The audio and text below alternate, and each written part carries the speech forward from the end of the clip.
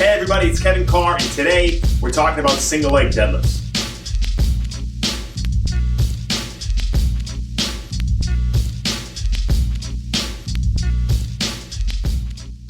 The single leg deadlift is one of our most valuable tools to develop posterior chain strength as well as multiplanar hip and pelvic stability. The challenging unilateral nature of this exercise makes it really difficult for beginners, so we want to make sure we follow a sound progression to make sure we set our clients up for success.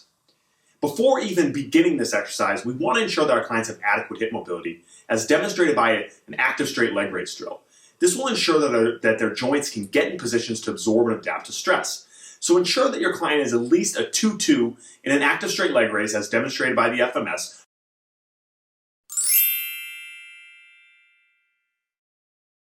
before starting to have them practice single leg deadlifts. That's going to ensure that they can get in positions to actually do the drill correctly. Once we've established that your client has adequate leg separation, our first progression we're going to take them into is a reaching single leg deadlift.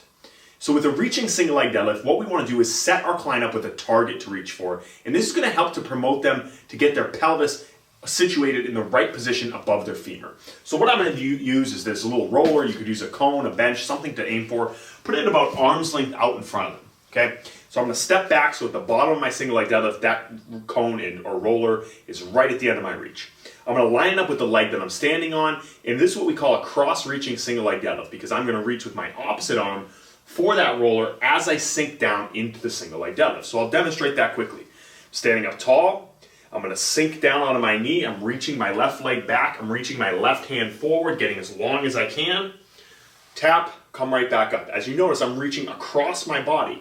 The reason I'm doing that is that that's promoting internal rotation of my pelvis on my femur, right? My femur is fixed in place here. By reaching my arm across, I'm taking my torso, my pelvis, and I'm rotating that so I can sit my weight back into my hip, sitting my hip back towards the wall. Again, so I'm going to do a couple more reps here. Watch how my arm reaches and my pelvis rotates by reaching across my body.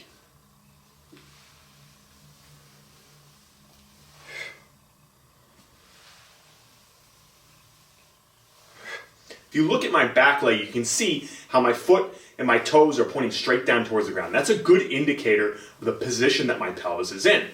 Often you're going to see beginners who open their hips up this way, right? Typically it's because they either don't have the mobility in the back of their hip, or they just don't have the stability yet in their pelvis and in their hip musculature to be able to stabilize their pelvis above their femur.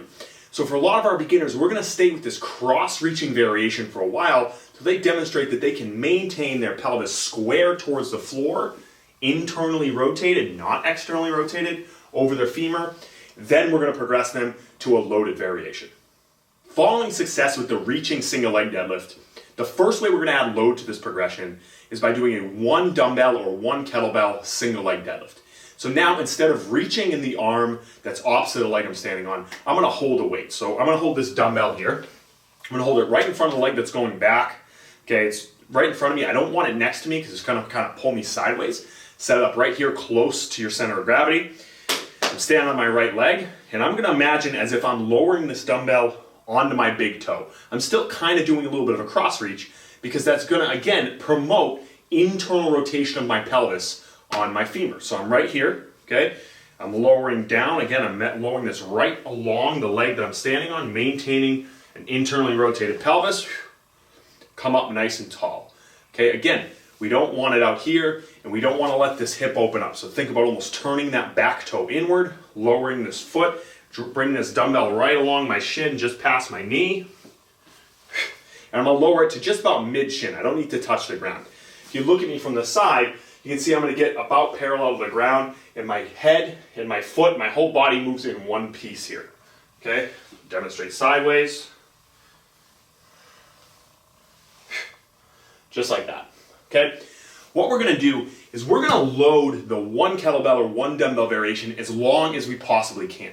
Again, we want to try to build hip and torso stability. Okay? So I'm going to really try to exhaust it until this dumbbell is so big that it's pulling me over.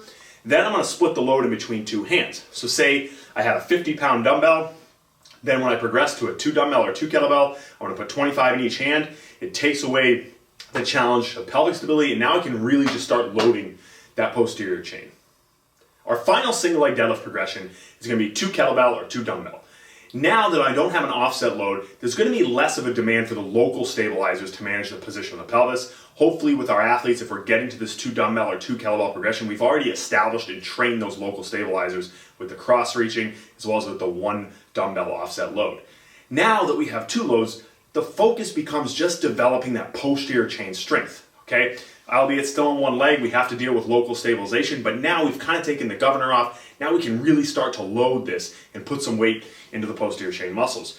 Again, I want to think about keeping these dumbbells and kettlebells close. You don't want them way out here, so I think about bringing them near that lead leg, lowering them down on either side of the shin, sitting back, squeeze my butt, come up tall, okay? We're going to do this, we're going to exhaust the dumbbells and kettlebells. If we get to that, that's awesome. Then you might want to progress to using a U-bar or a barbell to continue to add load. I encourage you to treat this like a main strength exercise. I found with our athletes, when we really push it, and we don't just say, grab 15s, grab 25s, and we have them really push the load, we can start to load this similar to our normal bilateral deadlift. So give that a try, let us know your thoughts, and thanks for watching.